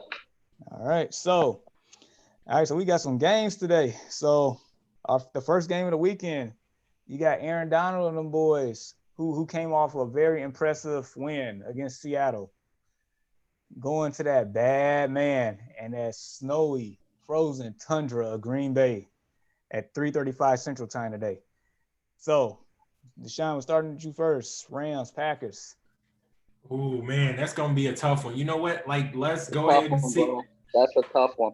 Oh man, so Green Bay is at home, right? The matchup that we all want to see, that I would love to see, is Devontae Adams versus Jalen Ramsey. I think that's Bingo. gonna be the X factor in this football game. Man, Jalen Ramsey pretty much shut out every wide receiver that he has played this season. Now, granted, even I think a Stephon Diggs like scored on him, but he only had one catch for 4 yards and a TD You while want me being played by Jalen Ramsey. you want me to read off the stats? Mm-hmm. Please do. Because I shared it this morning. So, all right. So this season, Jalen Ramsey against Amari Cooper, he probably was the most productive against them. 7 catches for 57 yards. Stephon Diggs, like you said, 1 catch for 4 yards and a touchdown. That's Yep. it. Terry McLaurin, 0 catches. Allen Robinson, 1 catch for 42 yards. Mike Evans, 4 catches for 40 yards. DeAndre Hopkins, two in combined 2 games, 5 catches for 48 yards. In the combined 2 games with DK Metcalf, 4 catches for 44 yards. Man, so that is Damn. ridiculous. That is absurd. And this is what I say. Anyone who thinks Jalen Ramsey is not a shutdown corners rarely exist anymore. But for you to not listen to the names, DK Metcalf, DeAndre Hopkins, he's played elite wide receivers and made them irrelevant. So this is definitely going to be the X factor in this football game, in which is going to determine the way that this game sways. Now, I think again, they is Aaron Rodgers versus a Jared Goff for me. I'm taking Aaron Rodgers every day, twice again on Sunday. So give me the Packers in this football game in a very, very close game. I'm taking the Packers by 3, fellas. Okay. Jamar, you can go ahead, bro. Okay. All right. So you definitely highlighted the matchup that I want to get into. That's why I had the stats ready. So yeah, Devontae Adams, as great as he is, he's going to have a tough time by default. He still may get his, but he's going to work harder for his. And so here's the 2 key things that I want to point to. So it's going to be basically outside of that matchup, you got the front 4 or the front 7 from the Rams against that banged up offensive line for the Packers. So if Aaron Donald, start creating pressure, and there's been like gaps and holes that these players are shooting through like they did last Sunday, that can make things really interesting. Really interesting. And then the second thing I want to point to, Jared Goff is terrible in cold conditions. That's the flip side to this. And he's coming off He's terrible. Very terrible. And his thumb is still healing here. So in order for the Rams to win this game, they need a lot of Cam Akers here on offense, and they need Aaron Donald and Jalen Ramsey to play like superstars in order for them to win. And that's a hard feat against Aaron Rodgers. And if I see snow outside here, so I'm pretty sure it snowed there the way that storm came through. I want the Rams to win, but my head says Green Bay's gonna pull this off. I want the Rams to win though. But I'm picking Green Bay. I bet you do, man. I agree with Jamar. Like, I want the Rams to win, and guess what, y'all? I think the Rams are going to win. Oh, Remember, y'all. I tell y'all, the playoffs is it's a excuse my French. It's an MF for the NFL playoffs. Often games around this time of year and teams that are playing the best football come in and shock teams. And Jared Goff, I don't know if y'all know, but Jared Goff, when it comes to the cold weather, is terrible. Y'all know that already. But I don't think a lot of people know, and I'm not talking about Deshaun and Jamar, I'm just talking about the world, that Jared Goff, he often gets up against great teams. This guy has a very impressive record against very good teams.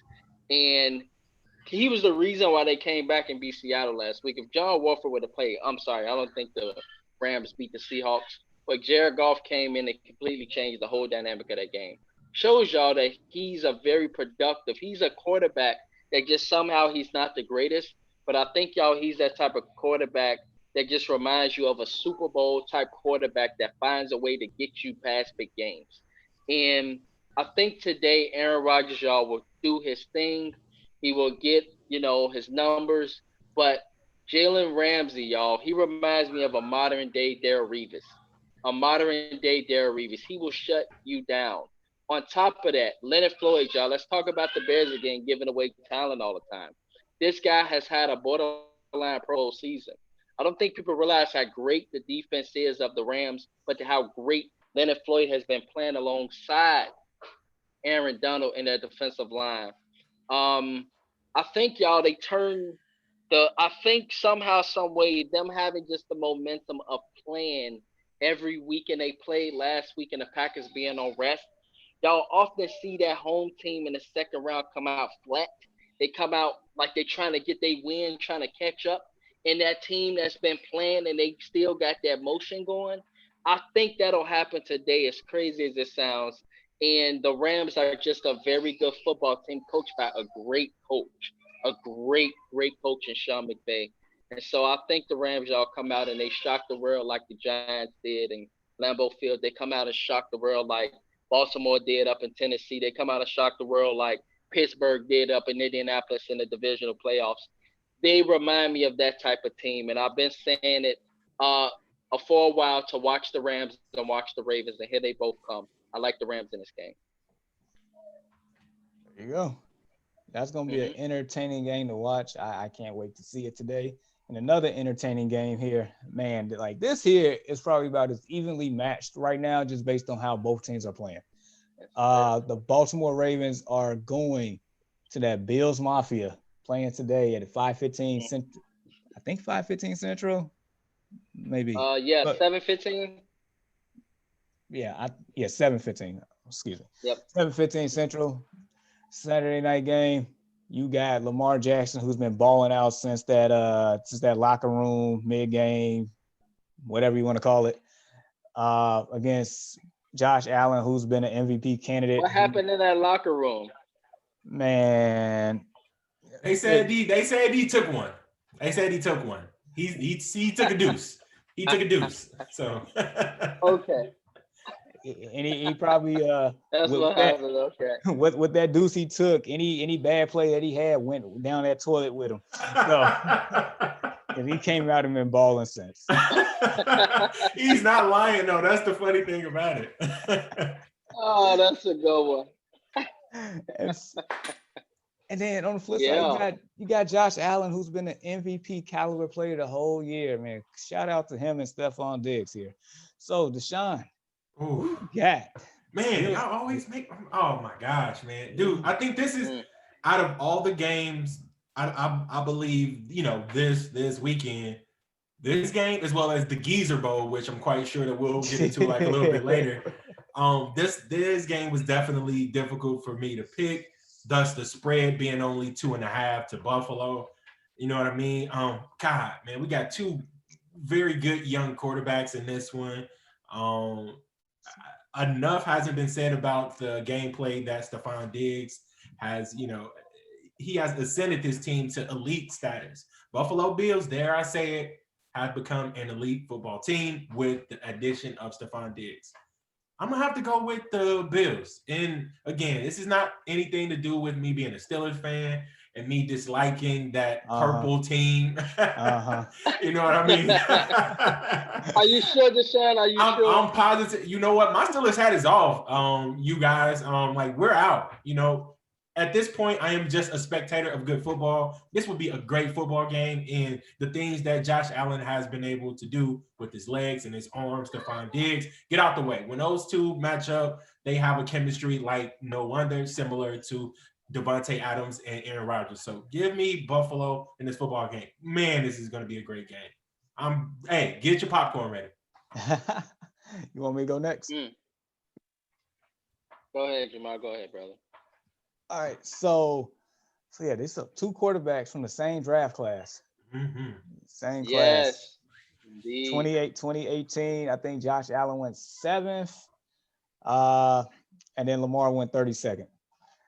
So, I mean, they both was listed as project quarterbacks, and Lord and behold, they are the two best quarterbacks in this class right now. And yeah, like Deshaun said, Stephon Diggs coming over has unlocked the Bills offense into elite status and made that team whole, well-rounded whole. But the way Baltimore is playing right now, it's like, man, you cannot ignore that momentum. Brandon been on that train for at least the last 6 weeks now. So I'll definitely acknowledge that.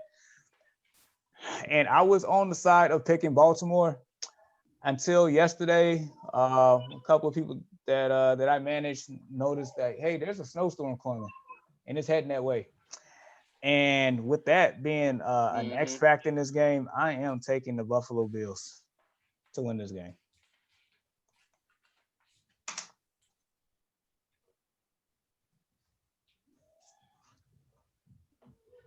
So yeah. What you got, Brandon? I see both of you guys' points, and they are very, very valid points. A lot of folks have been saying, y'all, that this storm is really the X factor here in this game. And I can see that. For me, the logical part of me, y'all, wants to just say the Bills, just know because of them being, arguably the best offense in football, and just a team that beating the Chiefs. They have really been, y'all could possibly agree, the best offense in football this season. Unstoppable, putting up numbers on everybody. But I saw some weaknesses last week against the Colts. And the Colts should have won that game last week. If the Colts made 2 missed field goals, they would have beat the Bills.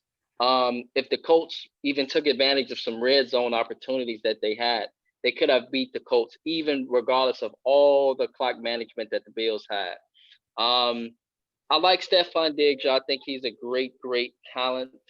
But I think a lot of people really underestimate Mr. Humphries for the Ravens. They underestimate this great defense in Baltimore, who has really rejuvenated this team and allowed for Lamar Jackson to do what he do, regardless. Lamar Jackson, he don't even have to throw the ball, y'all. This is how good he is. And he's arguably a top 5 quarterback, in my opinion, even without throwing the ball. Whoever win this game, y'all, I think between these two put themselves as a top 5 quarterback in the NFL to win this game. This is what's riding this game right here. And so if you ask me who comes out, I say the better quarterback comes out. And yes, I'm here to say that Lamar Jackson is a quarterback than Josh Allen. I think he's a better quarterback than Josh Allen. I would rather have him on my team than Josh Allen. And so that, for me, is the big X factor, alongside the fact that Baltimore can run the ball not just well, they can run it very, very, very, very well. And so I think Buffalo gets a few turnovers today. They turn the ball over. Baltimore takes advantage of those turnovers. Lamar Jackson's talent shows once again, as it always does.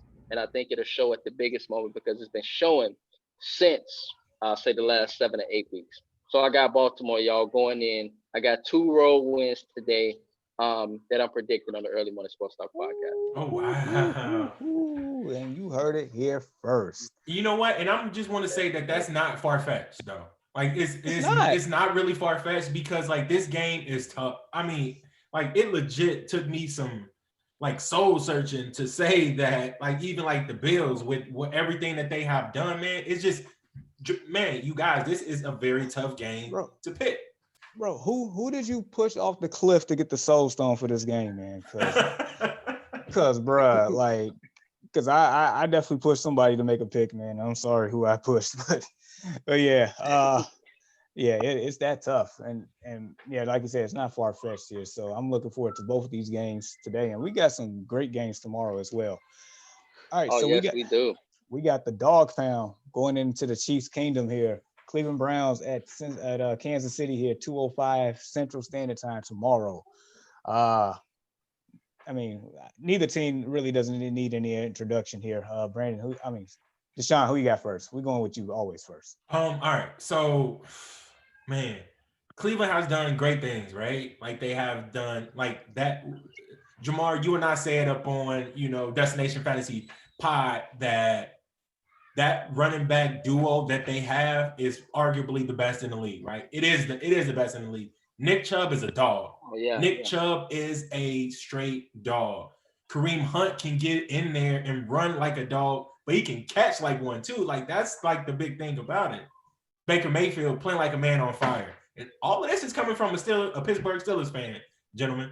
But with all that being said, that's not going to be enough. That's not going to be enough. You got Andy Reid. You got the best quarterback in football. And I say that with confidence. And Patrick Mahomes. You got the greatest tight end of all time. Yes, I said it. Of all time in Travis Kelce. You got the speedster who doesn't, his route running. Wow. The greatest tight end of all time is Travis Kelce. Is that man that's playing right now. And we should definitely take this time to witness like greatness as we're seeing it. It may not be that type of, career like ever again by a tight end. He is just doing it on an amazing level. But enough about him. Tyreek Hill, great wide receiver. They got a plethora of running backs in that backfield that can get it done. It's just too much right now. And that's a team that I don't want to go up against. Cleveland will look good in this game in like spurts, you know what I mean? But man, I'm not. Don't even get me started to bet against Patrick Mahomes. That is the saying around here. That's basically the money line. You don't bet against it. And so, you know what? Shout out to Cleveland. They had a great season. Baker Mayfield, you turned it around second half of the year. A round of applause to you. Nick Chubb and Kareem Hunt. Thank you for being the best running backs in the league this year. I appreciate you. Jarvis Landry, you came on when OBJ went out. Appreciate you. Denzel Ward, you had your moments. Kevin Stefanski, like I appreciate all you. Myles Garrett, fantastic. Myles Garrett, give him a round of applause. Like this, the train stops here, man. It stops here. And that's why I'm giving you flowers before I'm about to destroy you. So, look, Kansas City. Look, man, we not bet against Kansas City. I don't think anybody on this panel is betting against Kansas City. You do not bet against Kansas City. This is like the Tom Brady treatment back when he was in his prime with New England. You don't bet against him then. You do not bet against Patrick Mahomes and the Kansas City Chiefs now. You don't do it. They're at home. They're the number one seed for a reason. It's crazy. I'm sorry. The Steelers had an 11-0 start and did not have the number one seed. The Kansas City Chiefs was trailing behind them one game the whole time. And they lost 2 games with the starters sitting out week 17. This team is loaded. This team is dangerous. This team has not like dropped the beat, even with CEH hurt. Like this team has a lot of depth. This team is fully stacked. The defense is underrated. The offense is an A+ on Madden across the board. This game's a wrap. I'm sorry. I had to build y'all up and take you down, but when I built you up, I actually gave you real credentials here, real, admiration for what you have done this season, but it stops here. Yeah, guys, I gotta side with you. It's not bad against Patrick Mahomes. What Cleveland have to do, y'all, I think we have to acknowledge that they have to run the ball. They have to control the clock in order to keep Kansas City off the field. But Kansas City, y'all, this is the thing. They are so talented that even if you keep them off the field, they just score whenever they need to, and they score whenever they want to. It's really that simple. They score whenever they decide to score. And they have been toying with teams. I think now, y'all, the toying stops because it's the playoffs. And so they've been giving teams, tight leads and giving them a chance to win the game, but they always do enough just to win the game, just to preserve themselves. I think now is a time where they let fully loose, and they do what they do. Clyde Edwards-Helaire is coming back, which is major for the Chiefs, and you put him alongside Le'Veon Bell. And so with that being said, yeah, I think the Chiefs, y'all, they are too much to deal with. And they could have won the Super Bowl 2 years ago if they wouldn't have got that turnover a couple years back, that interception. They literally could be looking at possibly going into another Super Bowl. So the Chiefs are that good. They are that legit. So I'm not betting against Patrick Mahomes. I got to go with the Chiefs. Yeah, so like I stated, nobody is betting against them at all. So, shout out to Cleveland, had a great season, but it's a wrap. All right, next game here. We got the Geezer Bowl, the Bucks at the Saints. Go ahead, Deshaun, start us off. All right, so this is a game that is very, very difficult for me to pick. Man, you cannot say enough good things about both of these quarterbacks, what they have done in their time and being, inside the National Football League. I think they're 1-2 in pretty much every statistical category, whether it be touchdowns, thrown, whether it be yards, whether it be whatever the case may be. Have been like the 1 and 2 of this generation as far as statistics go. So, with that being said, this is definitely going to be a hard one to pick. The Bucks are rolling right now. That receiving core is just, man, it's second to none, especially when Gronkowski is on his game. It's like basically pick your poison. You got AB, who's been on fire lately. Him and Tom Brady are just starting to heat up. And, you got Mike Evans, the huge 6'5" red zone target. You got Chris Godwin to catch those tough, critical third down catches, like the sure-handed guy. They got a lot going in their favor in this football game. But with all that being said, Brandon, I'm still gonna pick the Saints. Like in this, it is very, very tough for me to pick this football game because I feel like it can go either way. If the Bucks win it, I would not be surprised. But I'm gonna go to Saints. Drew Brees is gonna do exactly enough to win them this football game. Alvin Kamara has been playing like just a phenomenal back. They get Michael Thomas back, who's been in and out of that lineup over the past couple of weeks, man. But I'm gonna have to go with the Saints in this one. Very, very tight game. Again, like I'm giving it to the Saints by a slither, by a hair. Right. Yeah. Jamar, were you gonna go? Yeah, I can go really quick. Man, this was just as tough to pick as that Bills-Ravens game. It was. Like, we know well too. And the Saints, dominated the Bucks this year, but this is not the same Bucks team. That's the key difference here. Bucks defense hasn't been as good as they started out, but their offense and their chemistry has gotten a lot better since then. Saints, I guess my only real question mark with them is Drew Brees back to being Drew Brees? That's the key for me, because Drew Brees at the beginning of the year, it's not the same Drew Brees that came back after that rib injury. He's not that guy. I don't know if he's still recovering from that. I don't know if it's old age. I don't know if it's both, but he's not there. So as much as I want to pick the Saints, I am picking, I guess, I don't know what the spread is. I think Saints are favorite, right? I have no idea on that game. Let me double check for you. If they are, I'm taking upset, which is the Tampa Bay Buccaneers. And that's by a slither. And I think Antonio Brown is the ultimate X factor in this matchup, because I don't think anybody on the Saints can guard this guy, because if Lattimore's playing, he's going to be tied up with Mike Evans. Godwin may get his, but Antonio Brown, good luck. Yep, New Orleans is a 3-point favorite, by the way. Yep, I'm taking underdog. I got the Bucks. Yeah.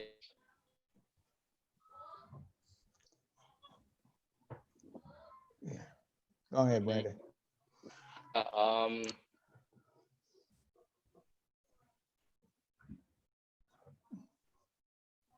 You there?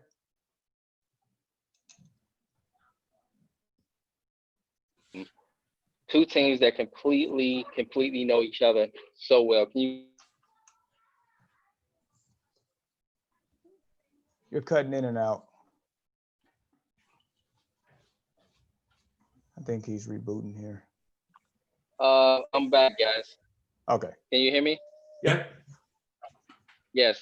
Sorry for the delay, guys, but yes, Two teams that know each other so well.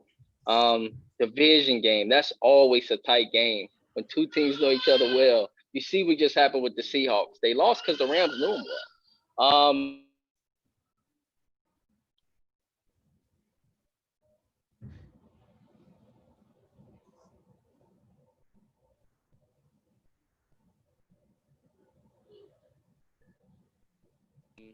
The Saints have been playing great football as well. Who do you pick for? I mean, geez, just imagine the Bucks having a home Super Bowl, and it's very well possible they could. But then the Saints coming to spoil that. If I had to make a pick for this game, y'all, I would have to pick the Saints at home. The Saints have proven that they are um, the more overall better team. They just seem to be more well-rounded and more, I would say, y'all battle tested. Outside of Tom Brady, of course, he's like the ultimate battle tested guy. But this game, I could very well be wrong. But I gotta go, y'all, for the NFC Championship. I gotta go over rematch. Rams and Saints back in 2018. That's Oh that's wow. that's that's my pick. Yes, I'm going with that rematch in 2018, and that's gonna be epic next week. But I think in this case, I'm gonna pick the Saints, even though my heart is really going with the Bucks. How can I bet against Tom Brady? Shame on me. Shame on you. Shame on you. Shame on both of you. I'm playing. But yeah, that concludes our picks, man. Basically, you're gonna have three good games in the possible here this weekend. So definitely enjoy if you got the time. And that concludes our football picks and actually the podcast. But before we get into final shout outs, I'm gonna read this for you, Brandon, just because I don't want you cutting out on this. And this is your shout out, and this applies to all of us here. So before we get into the final shout outs, I would like to make a shout out to the Chicago White Sox on retrieving one of the most coveted closers in baseball and 2020 American League Reliever of the Year award winner Liam Hendriks on a 3-year, $54 million deal. The same man who struck out the 2020 AL MVP Jose Abreu in the AL Wildcard Series. We have more closer relief that will be back after taking a season off from COVID. And so far, this move, I am very excited. Go White Sox, hashtag Southsiders. White Sox have 4 out of the top 10 Cy Young winners on their Cy Young that finished in the Cy Young last year. 4 out the top 10. Our White Sox are ready in our prime to make this World Series run. It is proud to be a White Sox fan. It is Southside, proud. stand yes, up. Sir. I love that hat. Yes, sir. Let's go. Yes, sir. The Sox, man, they coming for it. They coming for it. They coming for it real hard. Yes, They sir. are.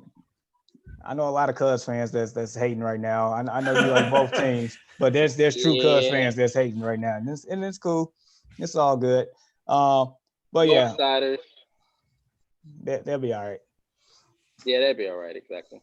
Yeah. So, all right. So, before we conclude the show, we like to do, final thoughts and shout outs. And with that being said, you already know, Deshaun, we're going to you first. Any final thoughts and shout outs here? Man, look, I just want to say, look, good football on today, good football on tomorrow. We want everybody to go out there and enjoy it. My Steelers are out of it. So, again, I am just a spectator of good football at this point.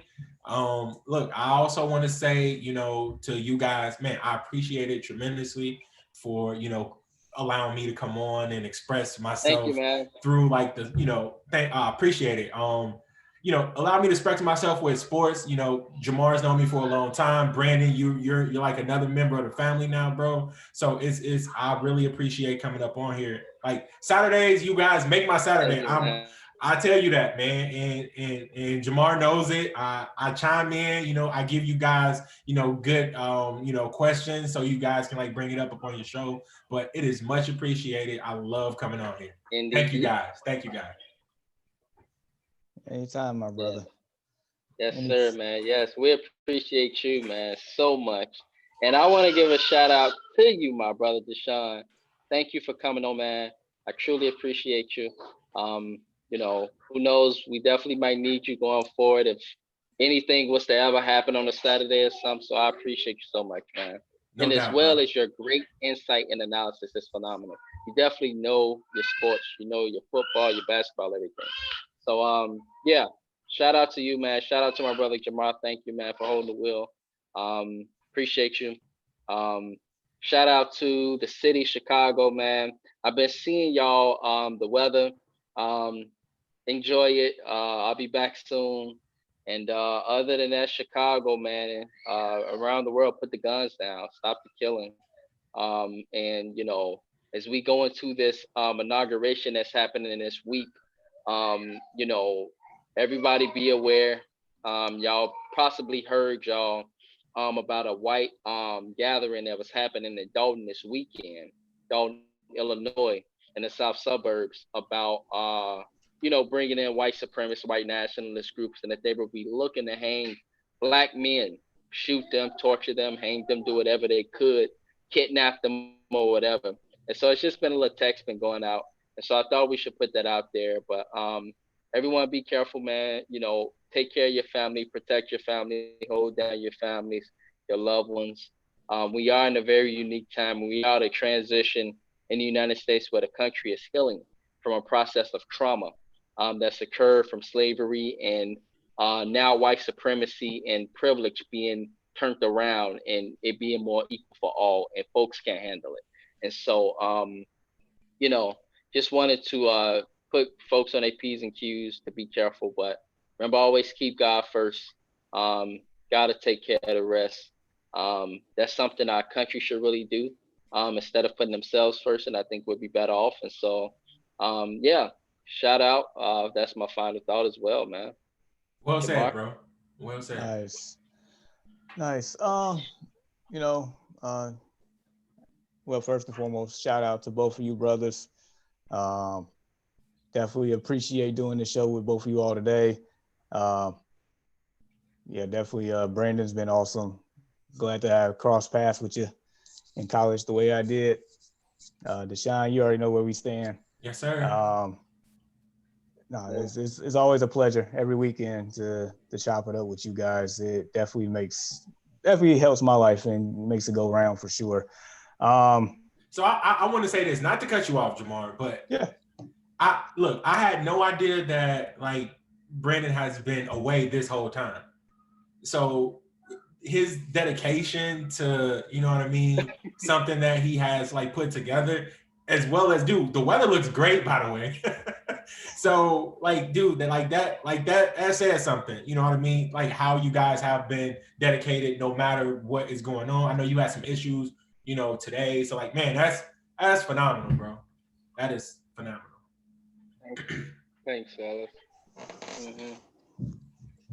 no, it's all love, man. It's all love. But Yes, sir. Definitely. All love, man, for real. but yeah, final thoughts. I mean, I don't really have any per se. I'm just glad to be here, glad to be doing this with you all. Whatever I'm going through during the week, I can always look forward to the weekends for this stuff. So, Yep. so yeah, that's my thoughts. So, thanks, man. Yeah. of course. So, I guess with all of that being said, once again, thank you for tuning in to the Early Morning Sports Talk podcast. Once again, you can find us on Spotify. You can find us on Apple Podcasts. You can find us basically Google Podcasts, where you get your podcast from. We are live every Saturday morning on Facebook. It's typically 7 Central. Every morning. Today happened to be 8 o'clock, but going forward, 7 Central until further notice. Once again, for my brother Brandon, my other brother Deshaun, I'm Jamar. Peace out. Peace. Thanks, fellas.